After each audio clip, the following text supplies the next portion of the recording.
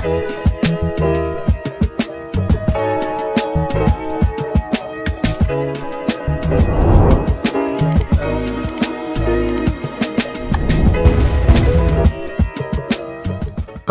hey everybody, welcome to another episode of On the Wrist from Off the Cuff. A really cool review for you guys from the brand D1 Milano. A little about them. They were founded in 2013 out of Milan, Italy, and currently D1 Milano has offices in Dubai and Hong Kong and is actually distributed in 28 countries in hundreds of stores. There's definitely a clear Genta steel sports inspired design aesthetic without being a direct homage to any specific model reference. In terms of the type of watch, this definitely falls underneath that everyday watch space.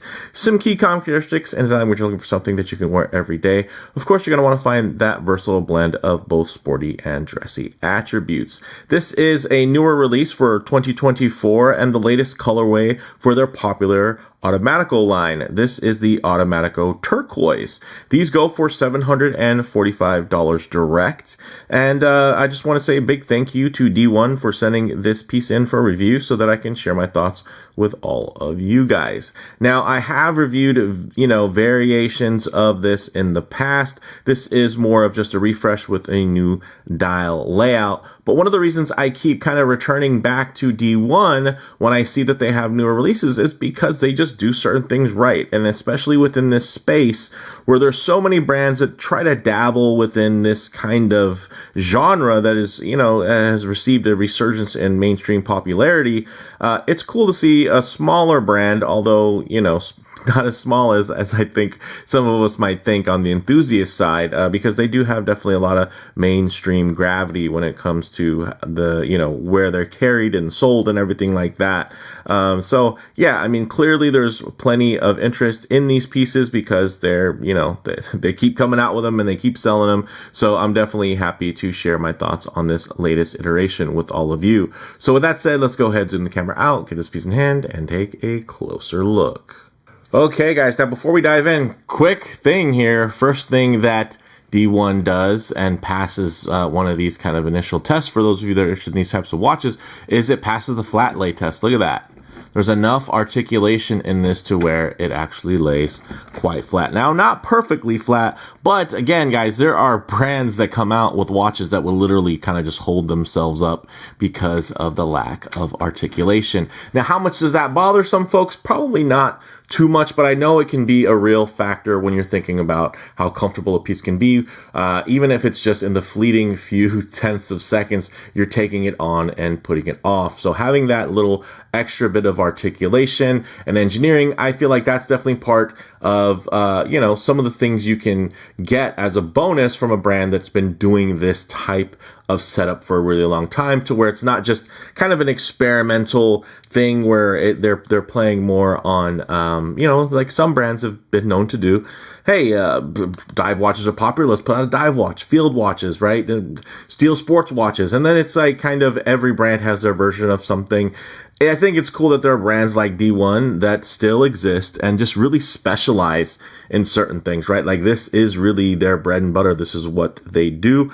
And there's a reason why they are enabled to keep doing it. It's because they are really good at it. Now, getting into some of the specs here, 41.5 millimeters in diameter.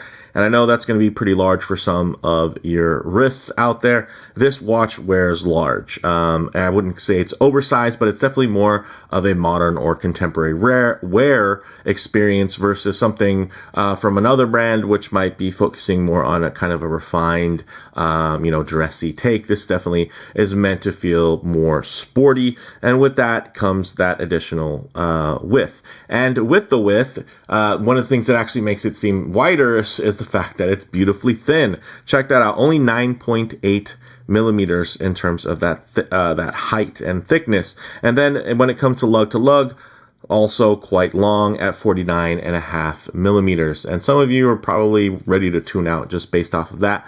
I will say though, these types of cases, they have a certain way that they wear. The fact that this is quite thin also does affect the way that it wears. But I will say on the wrist, it's one of those things like I think visually I would prefer something smaller, but having tried their 36 millimeter variation, it wears a bit too small for me. So I would rather have wear something like this that's going to wear maybe slightly larger than I would prefer, but it's not going to seem undersized or out of place on the wrist, by any means, especially when you're not just, in a vacuum where you're just seeing a wrist shot on Instagram, right? When you're just a full size human being walking around with the full context of, the proportions of the human form and not just a floating wrist. So something to take into consideration, but D1, if you guys are listening, I would love to see something like a 38.5 millimeter, maybe with a similar taper on it. Just because you make the head smaller doesn't mean you have to make the bracelet taper down, because of that as much. Like, I think this type of taper is already dramatic enough. Unfortunately, that's one of the prohibiting factors for me with the 36 millimeter variation is as they scaled down the watch case, they scaled down the bracelet a lot as well. And it just, made it seem, not really preferable for me anyway. Now, getting into some of the other designs here and features, you're getting a sapphire crystal that is flat with an AR coating. You're getting vertically brushed, very nice effect there and finishing on that fixed, high polished accented bezel. And you can see it does have some nice bevels on it, and a nice deep polish. That contrasts really well off of that satin brush. When it comes to the crown, it's actually a screw down. It's not signed, but it is decorated. And, signed crowns for me are a bit overrated, or, maybe they're just rated. Some people just find them way too overly important. I think as long as it looks good and it doesn't look, I would much rather have a sterile crown that looked good and worked well versus a signed crown that didn't do those things. And if it can do all of them, then cool. But I mean, it's just, when I look at a watch, I don't really think of this as something that's unfinished. I mean, here, of course, it does have a little bit of decoration there. It's not, I think it would have been weird. Were they going to put a D or a 1 or something? So they did go through the trouble to do a little bit of a decoration there, just so that folks wouldn't assume that they skipped it. But I think they could have easily skipped it, and the watch would have still been fine. And many other watches would be okay as well, and are okay without signed crowns. Now, getting into the movement, although you can't see it behind this. Oh, actually, you can. Look at that. Ooh, very nice. Let me see if I can get the camera to. I'm so used to these watches, especially thin ones, really focusing on all-out thinness and skipping the display case backs.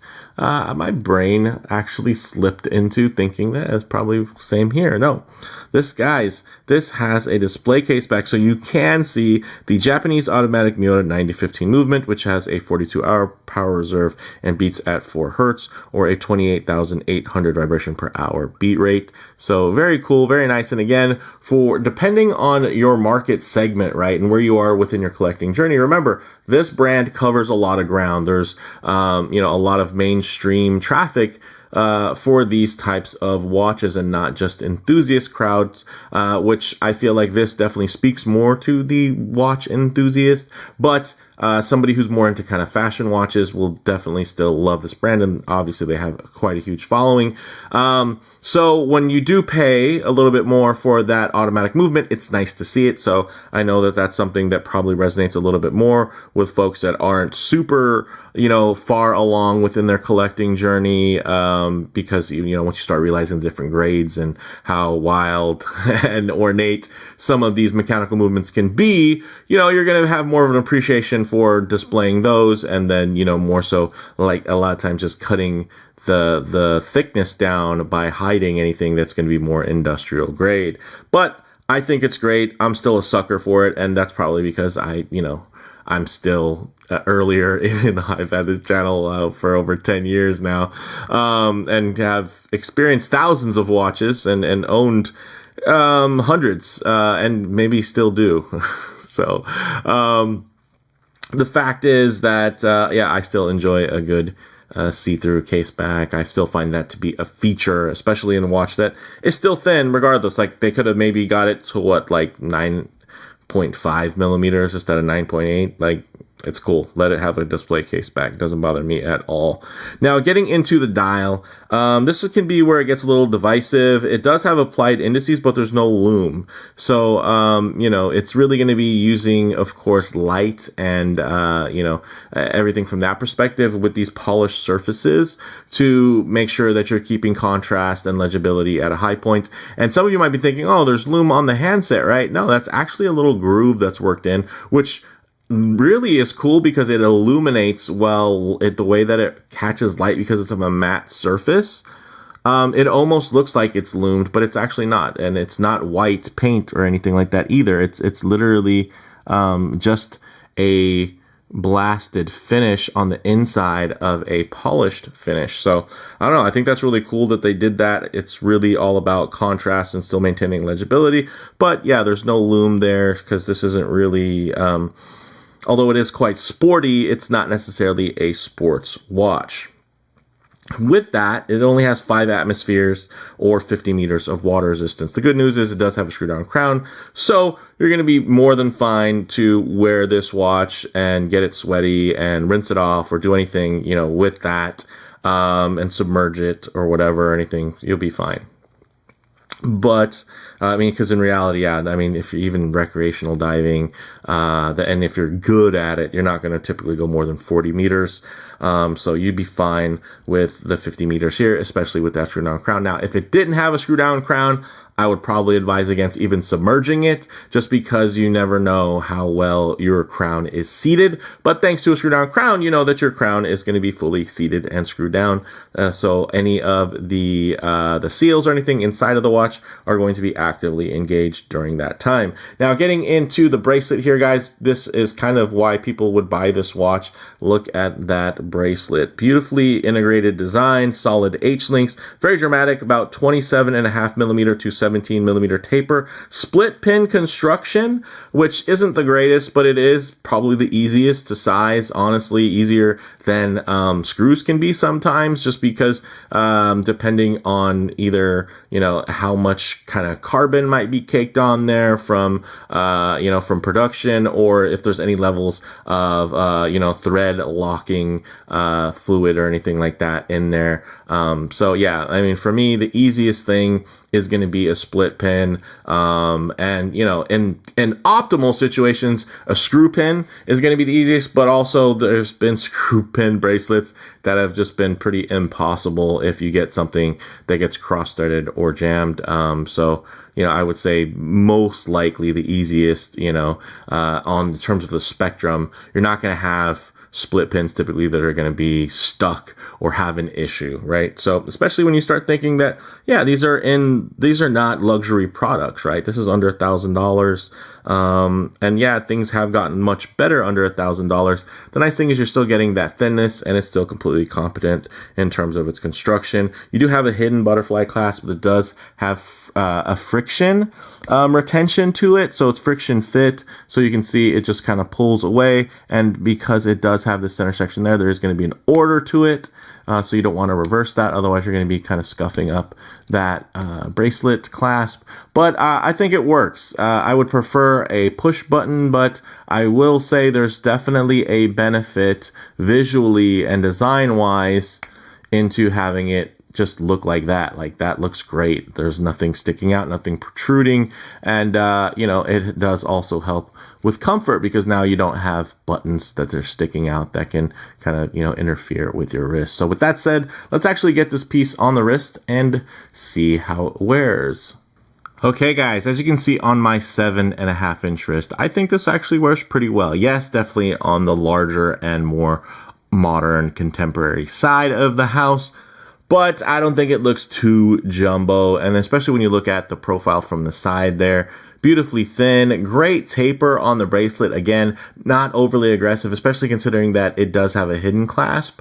I don't mind when things taper down, you know, on the bracelet link, if it's feeding into maybe an 18 millimeter thick clasp. But if you get much thinner than that, sometimes, you know, it can just feel overly petite. And especially when you have a mechanical movement and there's going to be some weight to that watch case, it is nice to have some level of balance, to have, you know, a little bit more heft on the underside as well. I think, look at that. Look at the way that lays. Okay. Of course, if I get my wrist a bit too close to the lens here, it's just going to make this appear visually much more oversized. And unfortunately, that is just, an effect of using a camera. So there's going to be some perspective distortion. So different lenses are going to do different things. But what I like to do is keep my wrist nice and low and then just tighten up the frame here so that you guys can get, still a detailed look, but just maybe add a bit of a truer aspect ratio as to how this may lay on your own wrist. And as you guys can see here, guys, although it is quite flat and angular, it still does contour around the wrist really well. You can see that bracelet. Oh my, look at the light play on that.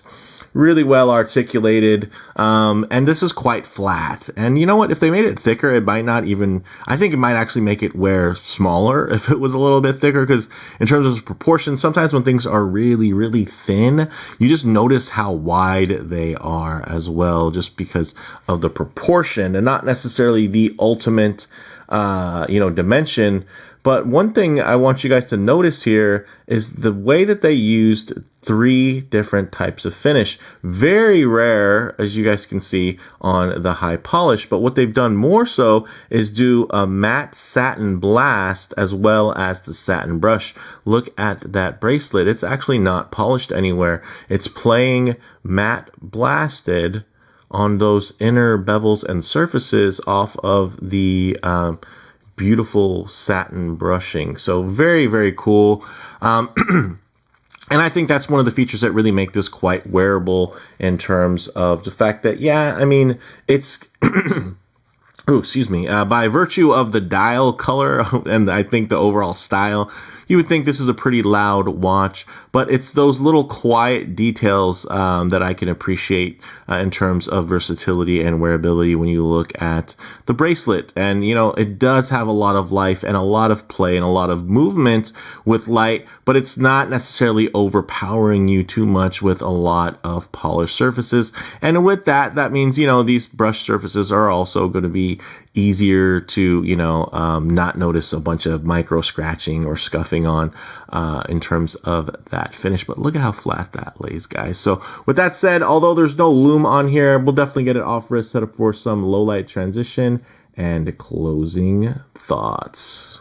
Okay, let's go ahead and hit the lights here. Now, of course, we don't need to get this pitch black because there's no loom, but what I'll do is I'll just kind of get this off here, pop on the little handheld, and get into some low light transition, because you're not always going to be out in the middle of a field enjoying direct sunlight. A lot of times you're going to find yourself coming in and out of buildings, walking underneath overhangs, or just hanging out underneath the shade of a tree. So what's nice is with these colors, textures, and finishes render-like in less than optimal lighting. And I could say, yeah, you guys would be surprised by how much contrast you're getting with this dial without really much in the way of painted or loomed surfaces. Check that out. You're getting, of course, that bright dial that is going to be reflecting light and holding it in a very contrasting way against these polished surfaces, which are typically grabbing all of the darker surfaces and lacks of light and different colored things. Right out in the real world, you're gonna not necessarily be in a dark room like I am while I'm recording these, but you guys can see there, it's still quite legible, quite readable.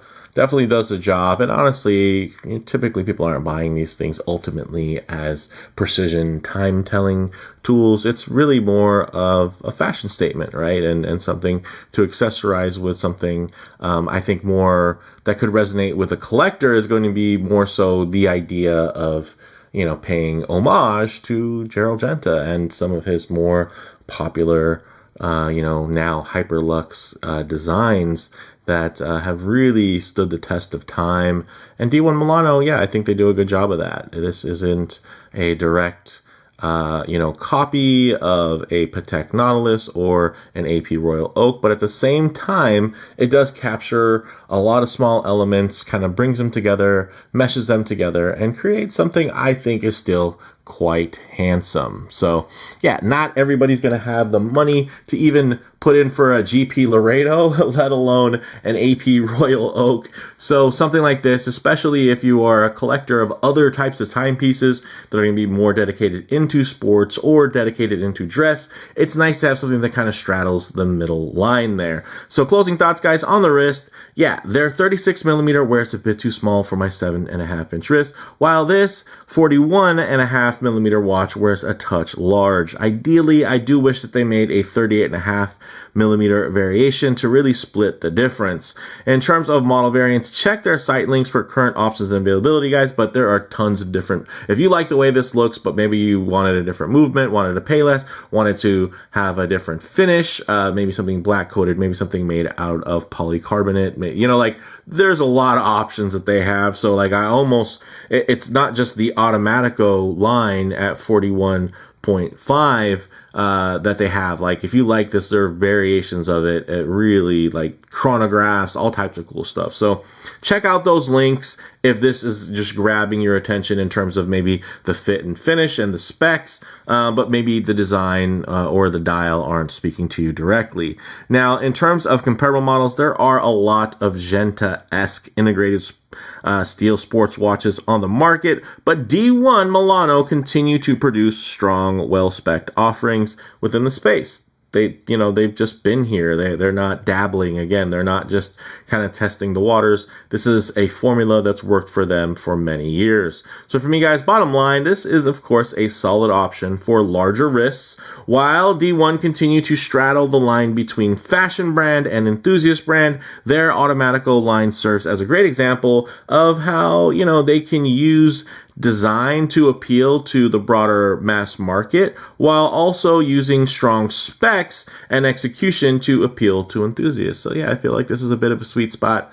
Not quite perfected yet in terms of its dimensions, at least for me. For those of you with larger wrists, great. For those of you with smaller wrists, there's also the 36 millimeter variation, which is going to be great for you. But for somebody like me, I would definitely like to see kind of somewhere in the middle eventually get made. So D1, if you're listening, help me out. I would definitely love to have something like this that would just be a little bit more wearable day to day if we could just dial in the ultimate dimensions and not necessarily like the proportions are great. Like I think this is a good looking watch. So let me know what you guys think down in the comments below. If you like the video, please do like, and if you already, please subscribe for more content just like this. Thanks, guys.